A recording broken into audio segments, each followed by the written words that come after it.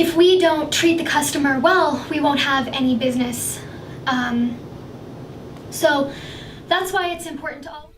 As we observe Monica give her presentation, we see that her eyes are fixed at the upper right-hand corner of the room, and she makes no eye contact with anyone.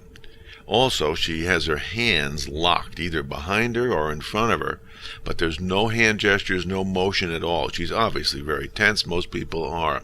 But Monica makes it very uncomfortable to listen to her or look at her because she has so little connection with the audience.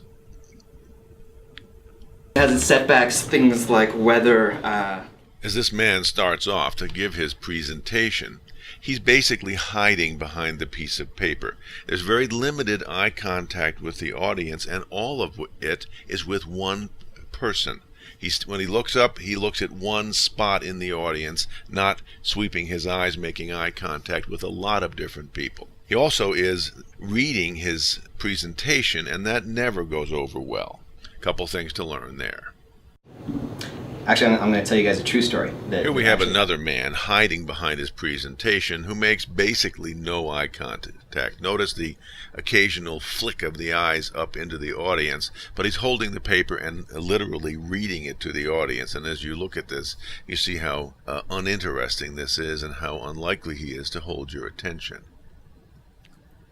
So I was really excited to do this, but We've seen some very stiff people, and this is the opposite. She is dancing back and forth across the front of the room as she gives her presentations. The hand gestures don't have much to do with the body gestures, and they're not included in the audience.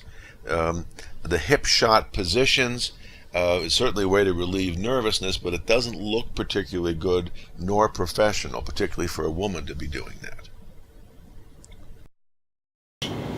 Well, I give you the welcome over here because the people over here are very nice.